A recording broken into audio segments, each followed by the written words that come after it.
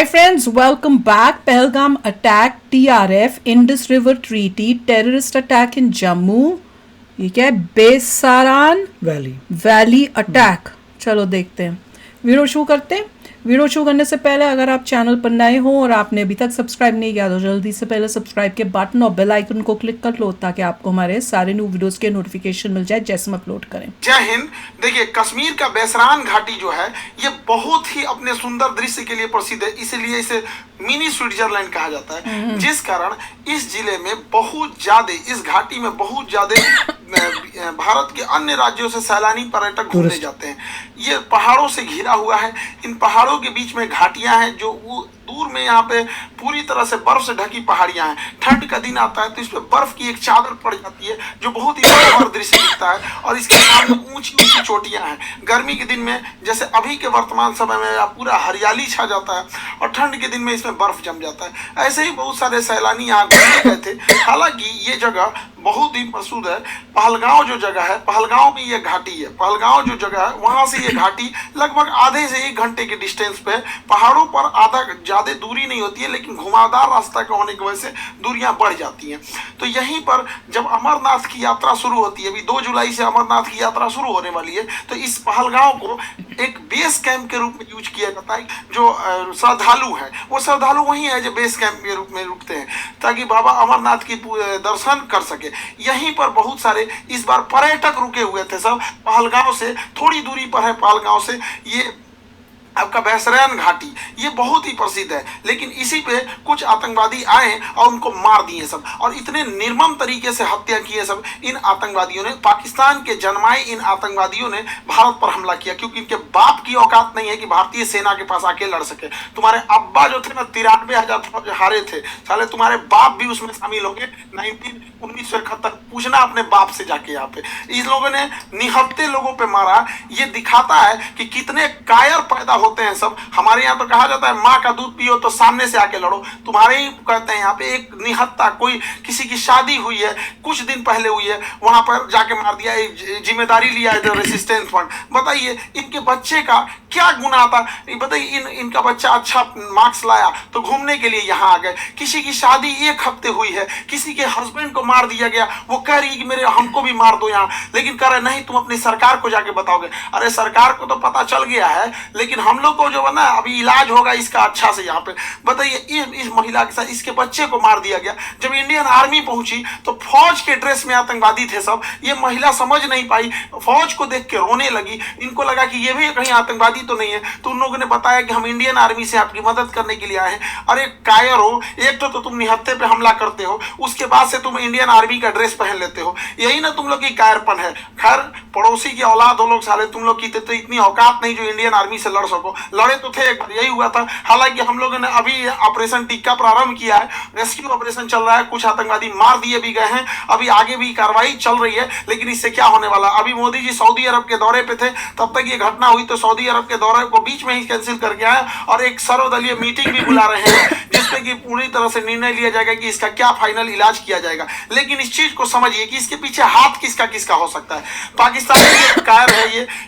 पाकिस्तान वालों पहले सुनो, ये तुम्हारा सेनापति है, सबसे बड़ा चोर आदमी है। लंदन में इसकी बहुत बड़ी प्रॉपर्टी है। अमेरिका में अपने बच्चों के लिए फार्म हाउस खरीद के रखा, पता करा लेना तुम लोग। यहाँ पर 1 से 1 करोड़पति। ये ISI में था, पाकिस्तानी आतंकवादी संगठन, जो सरकारी आतंकवादी संगठन है उसका नाम ISI है, वहां पे उसका ये हेड रहा है। तो ये सेना में बहुत घपला किया है और सेना का मनोबल डाउन हो गया है इसके वजह से। तो ये सोच रहा है एक तो एस्केलेट हो जाए, एक लड़ाई एस्केलेट हो जाए, इसलिए इसने रावलपिंडी में एक भाषण दिया था कि हम बताएंगे कि क्यों पाकिस्तान अलग हुआ था। अरे पाकिस्तान इसलिए अलग हुआ था कि एक साफ सुथरा इंसान सुअर के साथ नहीं रह सकता है। तुम्हारा जो सरगना था जिन्ना, उसने अलग कर दिया भारत से, सुअरों को अलग करके वहां अलग कर दिया। तो ये पूरी के पूरे वहां पे, और जो पाकिस्तान यहां से गए थे लोग ना, ये सोच के कि पाकिस्तान एक बहुत खूबसूरत देश बनेगा। देख लो तुम्हारे देश में क्या हाल हो चुका है। यहाँ पर दुनिया थूकती है साला। अगर एयरपोर्ट में पता चल जाए कि पाकिस्तानी है तो बगल का आदमी उठ के चला जाता है। अगर जहाज में पता चल जाए कि मेरे बगल में पाकिस्तानी बैठा है, उसका पूरा रास्ता पर टेंशन में रहेगा कि पूरी तरह से सलामत जा पाएगा कि रास्ते में फटेगा यहाँ पर। तो ये चाहता है कि अपनी सेना में थोड़ा सा मनोबल बढ़ाने के लिए युद्ध हो जाए।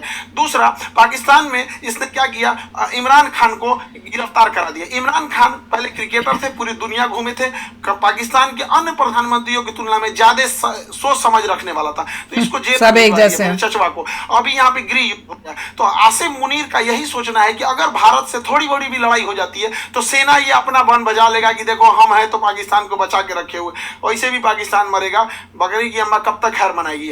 दूसरा एक और चीज है क्या है कि इंडिया चाइना और अमेरिका के बीच में जो ट्रेड वार हुआ है, तो चाइना के ऊपर 245% लगा दिया गया है टेरिफ, जिस वजह से बहुत सारे व्यापारी अब इंडिया की ओर मूव करेंगे। तो चाइना की भी चाल है, वो पाकिस्तान के थ्रू भारत में हमला करा रहा है ताकि बड़े व्यापारी इंडिया में इस मौके को डरे आने में। जो बहुत बड़े व्यापारी होते हैं ना, जो करोड़ों में डील करते हैं, 200 कराएंगे करोड़, चाइना 400 में ये करोड़, पता तो नहीं। वो देखते हैं किस देश में शांति है। इसलिए देखिएगा सिंगापुर देखिए, दुबई देखिए, कोरिया देखिए, जापान देखिए, यहाँ हमेशा शांति रहता है, तो वैसे ही देखते हैं। तो चाइना को लगता है कि इसका फायदा कहीं इंडिया ना उठा ले, इसलिए जानबूझ के चाइना पाकिस्तान को उकसा रहा है। और देखिए, जब कोई इंसान भिखमंगा हो जाता है, पूरी तरह कंगाल हो जाता है, अपनी इज्जत खत्म हो जाती है, तो दूसरे को डुबाने में लग जाता है। यही काम पाकिस्तान कर रहा है। ये आतंकवादी आए और वहां पर्यटकों के ऊपर गोली चलाने लगे। आतंकवादियों के मंसूबे को समझिए, गोली मारे हैं, उनके मंसूबा को समझिए। हिंदुओं को गोली मारने के बाद महिला को कहती है कि हमें भी मार दो, तो कहता है कि नहीं, तुम्हें नहीं मारेंगे, तुम जाके अपनी सरकार को बताना। मतलब इन्हें पता है कि ये सरकार को बात बता जाएगा। दूसरी बात, जाति धर्म पूछा गया, हिंदू हो कि नहीं, कलमा पढ़ो। और उसके बाद कोई लोग कह रहे हैं कि आतंकवादी का धर्म नहीं होता है। कलमा कौन धर्म का आदमी पढ़ाता है जी? हाँ, इतनों में आंख नहीं खुल रहा है यहाँ पे, एकदम शर्म लिहाज घोल के पी गए हैं, किसी के सामने निहत्थे को मार दिए हैं।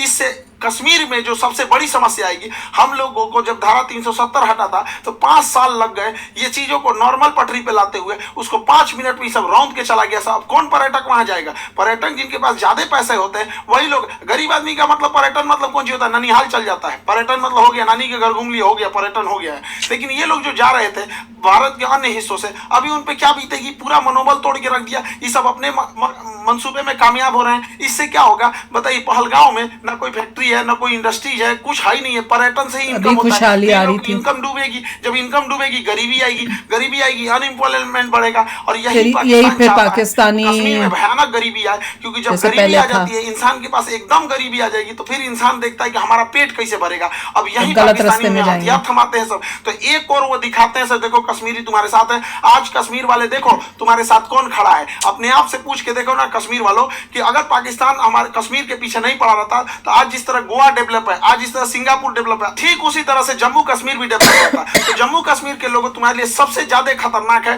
तो ये पाकिस्तानी है। और बिना लोकल के सपोर्ट के, बिना लोकल के चढ़ावे पे इतना बड़ा तो कोई हमला नहीं कर सकता है।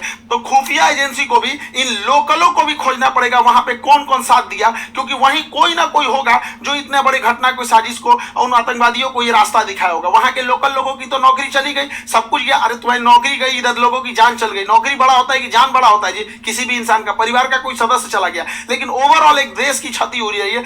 पूरी दुनिया इस पे क्या करेगी? दुनिया को क्या करना है वो तो देखेगी कि भारत एक अनस्टेबल है। कश्मीर के मुद्दा को दोबारा वो पाकिस्तान ऊपर की ओर बढ़ा रहा है। अभी भारत सरकार को इस पे सख्त एक्शन लेना चाहिए। पाकिस्तानी जो भारत में इलाज कराने आ रहे हैं सबका वीजा रद्द कर देना चाहिए। भारत सरकार ने सार्क का वीजा रद्द किया है, जो बिजनेस के लिए आते हैं। कोई भी पाकिस्तानी को चाहे हार्ट ट्रांसप्लांट हो, चाहे किडनी ट्रांसप्लांट हो, इंडिया में आने ही नहीं देना चाहिए, क्योंकि इंडिया में इलाज बहुत सस्ता होता है। आते हैं चेन्नई, आते हैं मुंबई, दिल्ली, इलाज करा के चले जाते हैं। बाहर में जाओ, सोच रहे तुम्हें मरो वहीं पे जहां जाना है तुमको। एकदम कोई वीजा उजा, कोई इंसानियत मरवत नहीं करना चाहिए। एयर स्पेस हम लोग का बंद ही है पाकिस्तान का। एयर स्पेस की वजह से पाकिस्तान को बहुत घाटा लग रहा है, लेकिन भिखमंगों को क्या चाहिए? जीने के लिए तो कैसे भी जी लेंगे। सिंधु जल समझौता 1960 के तहत हम लोग सिंधु नदी तंत्र के 80% जल छोड़ देते थे। भारत ने अभी इस समझौते को सस्पेंड किया है। सस्पेंड करने से फायदा यह है कि हम लोग कभी जब मन तब सस्पेंड कर देंगे जब भी इस तरह की घटना होगी। लेकिन सिंधु जल समझौते को सस्पेंड कर देना कोई इलाज नहीं है, क्योंकि इसके पानी को हम डाइवर्ट करके लेके कहां जाएंगे? इसके लिए हमें नया बांध बनाने की जरूरत है। तो बहुत सारे बांध, जब तक ये समझौता सस्पेंड है, बांध बना देना चाहिए और पाकिस्तान के पूरे पानी को रोक लेना चाहिए। और गर्मी के दिन में पूरा पानी रोक ले, और जब बरसात का समय आएगा तो पाकिस्तान तब तक तो गर्मी में पूरा जल चुका रहेगा। बरसात के समय आएगा जब पूरा लबालब होगा तो बांध खोल दे, एक सुखा के मारो फिर दहवा के मार दो। यहाँ पे दोनों करना पड़ेगा। इंसानियत को लांग दिया है पाकिस्तान ने। देखिए, राक्षसों के साथ राक्षस जैसा ही व्यवहार करना पड़ेगा। और दूसरी भैया, हमारे खुफिया एजेंसी वाले लोग, चाहे आईबी हो, रॉ हो, सीबीआई हो, एनआईए हो, कुछ तो करो भाई, हमेशा पुलवामा हुआ, तुम लोग को क्या कैसे बोले यार, कैसे? अभी देख रहे थे बलूचिस्तान में हुआ था, एक नॉर्मल आदमी समझ रहा था उसका रिटिलेशन होगा।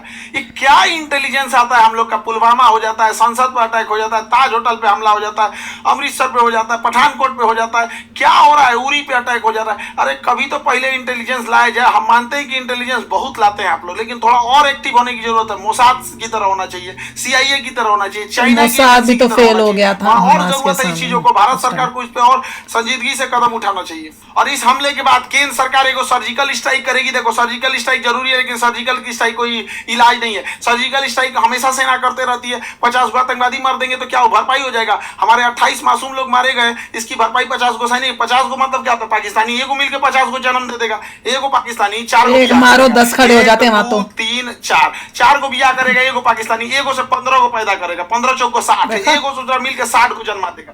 जन्म देने में क्या जाता है? सुअर भी एक साथ 16 को जन्म दे देता है। इन चोटों को क्या जाता है? आप क्या लगता है सर्जिकल स्ट्राइक से इलाज हो जाएगा? नहीं, सर्जिकल स्ट्राइक इनका इलाज नहीं, इनका ठोस इलाज करना पड़ेगा। 24 करोड़ लोग हैं पाकिस्तान में। जब 24 करोड़ को समझ में आएगा ना, तभी होगा। इन सब भूखे प्यासे मार देना चाहिए, नेवल ब्लॉकेज करना चाहिए। पूरे भारत के लोगों से कहते हैं अपनी सरकार पे इस बात दबाव बनाया जाए कि ये पाकिस्तान है, इसकी जो नौसे यहाँ पर इसकी जो नेवी है, यहाँ पर ये वाला समुद्र में यहाँ नौसेना लगा के ब्लॉक कर दिया जाए। अगर हम नेवल ब्लॉकेज कर देते हैं तो इसकी पूरी सप्लाई लाइन कट जाएगी। पाकिस्तान कहीं से सप्लाई नहीं दे पाएगा नेवल ब्लॉकेज होने के लिए।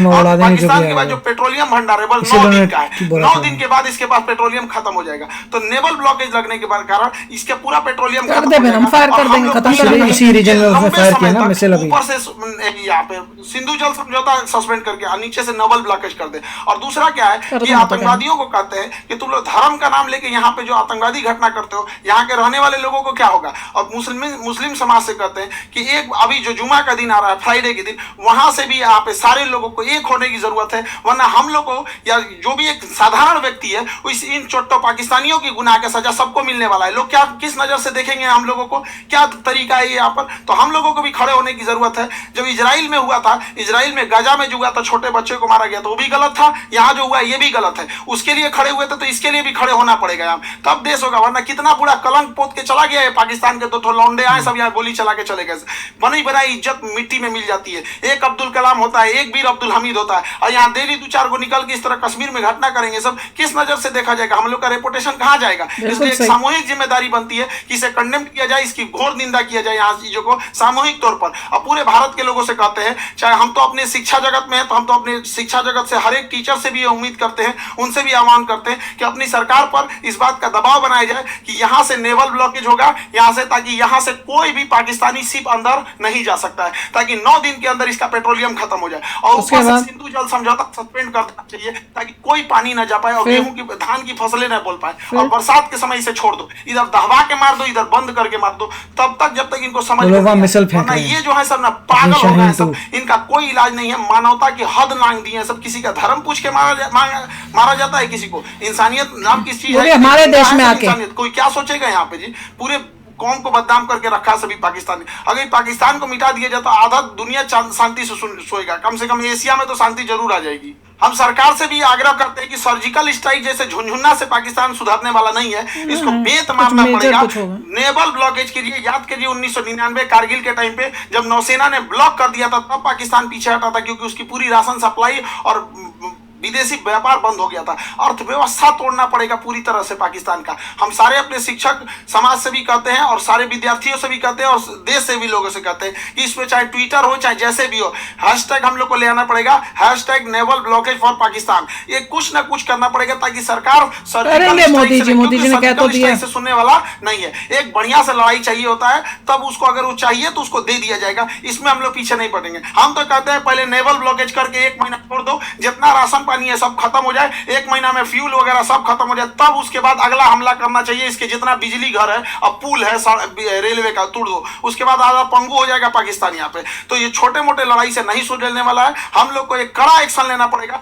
वरना आए दिन इस तरह की घटनाएं होती रहेंगी। कश्मीर को तबाह करके रख दिया। हमारा पूरा एक पर्यटन का व्यापार था। स्विट्जरलैंड कोई क्यों जाता जब कश्मीर इतना बेहतरीन था? कौन कश्मीर के लोग सोच के देखो, तुम्हारा सच्चा दुश्मन कौन है? कश्मीरियों को बदनाम करने वाला कौन है? यही पाकिस्तान। पाकिस्तानी, तुमसे तुम्हारा रोजगार छीनने वाला कौन है? यही पाकिस्तानी। अरे घर बैठे पर्यटक जहां होते हैं वहां पे लोगों की इनकम होती है। गोवा में जाके देखो, वहां के लोगों को घर बैठे इनकम हो जाती है। कोई स्कूटी रेंट पे लगाया, कोई होटल।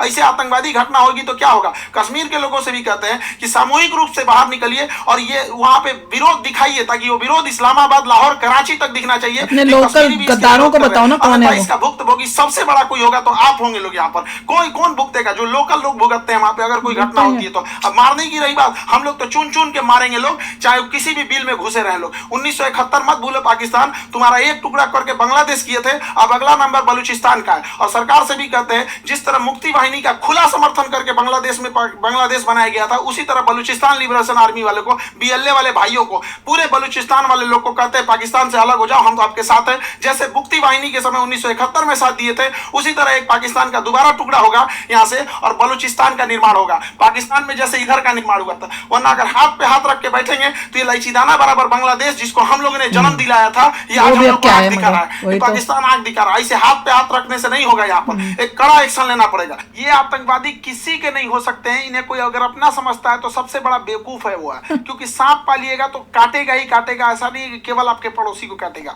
जब ये पहलगांव में ये घटना हो रही थी तो उस समय सैयद आबिद नाम का एक घोड़ा चलाने वाला व्यक्ति, कितना ही पैसा कमाता होगा घोड़ा चलाने, इसकी बहन रोक रही थी कि आप मत जाओ, लेकिन ये बेचारा गया वहां पे। और जब आतंकवादियों ने लोगों पे गोलियां चलाने लगी, इतना बहादुर ये अपना घोड़ा छोड़कर आतंकवादियों से हथियार छीन लिया, कहा कि ये हमारे कश्मीर के मेहमान, इन पे गोली मत चलाओ। हथियार छीन लिया। एक सैनिक ना होने के बावजूद इसको इतना हिम्मत था, छीन लिया, लेकिन दूसरे आतंकवादी ने इसे भी गोली मार दिया। आज बेचारे का पूरा परिवार, इस बूढ़ी माँ, इस बूढ़े पिता से क्या पूछेगा? पिता से जब मीडिया ने पूछा आप क्या कहना चाहेंगे, तो कहते कि बेटा चला गया, क्या कहेंगे? बेगुनाह था, बेगुनाह मारा गया। यहाँ पे सरकार से भी कहते हैं कि जितने लोग की इसमें शहीद हुए हैं, उन लोगों को भी आर्थिक मदद और कुछ न कुछ अस्थायी जीवन के लिए कुछ किया जाए, ताकि उन्हें एक श्रद्धांजलि दी जा सके। यहाँ पर मुसीबत की घड़ी में हम सब देशवासी एक दूसरे के साथ हैं। उम्मीद करते हैं हम सब एक साथ मिलकर अपनी सरकार का साथ देंगे। सारी राजनीति खत्म, यहाँ पे सब एक होने चाहिए और इसका मुंह तोड़ जवाब देना चाहिए। और हम किस मुंह से कहें, किस भाव से कहें, जिनके यहाँ से किसी का भाई उजड़ गया, किसी के मांग का सिंदूर उजड़ गया, कोई बहन ने अपना भाई खोया, कोई महिला ने अपने पति को खोया, कोई बेटे ने अपने बाप को खोया। किस मुंह से कहें हम लोग, क्या दें उनको सच्ची श्रद्धांजलि दें? इस श्रद्धांजलि से क्या हम उनके परिवार का दुख लौटा सकते हैं? कभी नहीं लौटा सकते। तो कभी ना कभी तो इसे रोकना पड़ेगा ना। नासूर को छोड़ते जाएंगे तो और बड़ा जख्म होते जाएगा। इसलिए इसका इलाज बहुत जरूरी है। लेकिन जिन भाइयों ने अपनी जान गंवाई है, जिन लोगों के परिवार के अपने बिछड़ के गए हैं, दुख की घड़ी में पूरे देश उनके साथ है, लेकिन उनको सच्ची श्रद्धांजलि तभी मिलेगी जब इनका जवाब उनको मिलेगा। जब उन लोगों को जब उनके घर में भी ऐसे उजड़ेंगे, उनके घर से भी ऐसे आंसू बहेगी ना, तो उन्हें समझ में आएगा कि एक मासूमों पे, निहत्थे लोगों पे गोली चलाना कितना खराब होता है। अरे इतना कमजोर तो दुनिया का कोई नहीं होगा। यहाँ पे छोटे बच्चे भी लड़ाई लड़ते हैं तो कभी किसी निहत्थे पे नहीं मारते। कितना नीच गिर सकते हो पाकिस्तान, कभी सोचा नहीं था इस पर। आई होप कि सरकार इस पर कोई कड़ा एक्शन लेगी। जैसा होगा फिर आगे हम लोग देखेंगे। जय हिंद।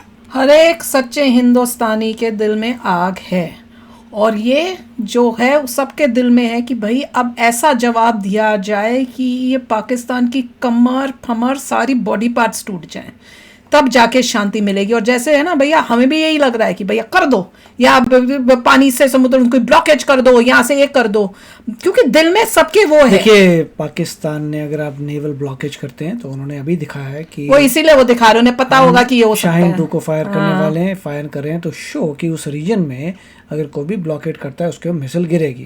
कर दे फिर होगा। इंडिया को पता है कि उनके पास मिसाइल हैं, तो हमारे पास भी बहुत मिसाइल्स हैं। वो तो पूरा टकराव, फिर तो हम पूरे उनके लैंड को ही फ्लैट कर देंगे। राइट। तो अभी देखते हैं क्या है। जहाँ तक मुझे लगता है कि ऑल आउट वॉर तो अच्छी बात नहीं है। आपको जितने भी टेररिस्ट हैं उनको फ्लैटन करना पड़ेगा, उन एरियाज को ख़त्म करना पड़ेगा। इंडस वाटर ट्रीटी जो है ऑलरेडी काम कर देगी, that should be enough for now. मगर अगर पाकिस्तान पहले अटैक करता है देन तो पास कोई प्रॉब्लम नहीं है, हम तो उसकी वेट कर रहे हैं। करिए, फिर तो उसी की वेट हो रही है हमारी। तो अब देखना ये है कि क्या पाकिस्तान अटैक करता है कि नहीं करता, इन रिस्पॉन्स टू जो वो कह रहे हैं इंडस वाटर ट्रीटी। खाली इंडस वाटर ट्रीटी नहीं, साथ में अभी हमने और भी कुछ करना है। अभी तो ये हमने छोटा सा ट्रेलर है हमारा। इंडिया का थिंक टैंक कभी भी पहले अटैक नहीं करेगा। हमने प्लान्स किए हुए, हमारा प्लान आएगा देखिए। और वेट करेगा अगर तुम अटैक करते हो पर तो। एक ये भी तो बात है कि इनका एक मारो 10 और खड़े हो जाते हैं। वो देश में वो तो सारे भरे पड़े हैं नहीं, इसी हमारे से। पास भी करोड़ों हैं, इनसे ज्यादा छोटे बच्चे हैं और मारेंगे। हम लोग क्या इनके बस टेररिस्ट को ही खत्म, वो हमारे इनोसेंट को मारे और हम population है इनके कि छोटा सा देश ये भी है। तो सोचो, उन्होंने हमारे इनोसेंट को मारा है। वैसे तो होना चाहिए देखिए, ईंट का बदला पत्थर। छोटा देश है, कम पॉपुलेशन है, गरीब देश है, इंफ्रास्ट्रक्चर टूट रहा है, फॉरेन रिजर्व घटिया नहीं देश है, है। इतना फुक्कू देश जो है इंडिया के सामने शर्म कुछ ही भी नहीं आई, कर सकता। ऐसी हरकत करके शर्म नहीं आई। और कोई भी पाकिस्तानी अगर आके कमेंट्स में इस चीज का सपोर्ट करता है तो भैया तुम तो अच्छे देखिए, इंसान कोई ही नहीं हो। सपोर्ट करे ना करे, हमें पता है कि गरीब देश है, उसमें कुछ कैपेबिलिटी नहीं है, so all will be great. और भाई बंद कर दो पाकिस्तानियों को देखना, कोई भी तुम्हारे से हमदर्दी नहीं करता, वो सिर्फ पैसों के लिए बैठे हैं। देख नहीं रहे उनका देश कैसा है, उनके लोग कैसे हैं, तो वो खुद भी वैसे ही हैं। तो जो भी अगर वो अच्छाई प्रोजेक्ट कर रहे हैं ना, तो ये बहुत क्लियरली अपने दिमाग और दिल में डाल लो कि वो कोई अच्छे लोग नहीं है, वो सिर्फ पैसों के लिए बैठ के इंडियन कंटेंट कर रहे हैं। कई ऐसे हैं जो इस पे भी वीडियोस बना के बैठ रहे हैं और उस पे भी रिएक्ट कर रहे हैं, उनको इतनी भी शर्म नहीं है। तो स्टॉप वॉचिंग पाकिस्तानी। अगर अपनी गवर्नमेंट इतना एक्शन ले रही है कि कोई पाकिस्तानी आएगा नहीं हमारे देश में, तो तुम क्या इतना भी एक्शन नहीं ले सकते हो कि तुम उनको देखना बंद कर दो? अनपढ़ लोग ही जाते इतने हैं, बेवकूफ लोग भरे पड़े हैं। पाकिस्तानी लोगों का चैनल देखने अनपढ़ लोग ही जाएंगे। अनपढ़ों को देखने में तुम्हें क्या मिलता है, हमें तो समझ नहीं आती वो है। अनपढ़ है। और दूसरी बात है, हाँ? इंडिया के अनपढ़ ही ये काम कर सकते हैं, इसमें थोड़ी सी अक्ल हो बोलेगा, और वो भी अब अभी भी नहीं जागोगे तो कब जागोगे भैया? तुम ही गद्दार हो और कोई गद्दार नहीं है। तुम ही गद्दार हो जो जाके उनको देखते हो और उनके साथ बड़ी भाईचारा बना रहे हो। तो चलो यार, आप भी शेयर करना अपने थॉट्स। चलते हैं, मिलेंगे नेक्स्ट वीडियो में बहुत ही जल्द। Till then take care and bye bye. तो अगर आप मेरे इस चैनल पे नए हो तो जल्दी से सब्सक्राइब के बटन को हिट करो और बेल आइकन को क्लिक करो, ताकि आपको मेरा जब नया वीडियो मैं लगाऊं आपको उसके बारे में जल्दी से पता चल जाए।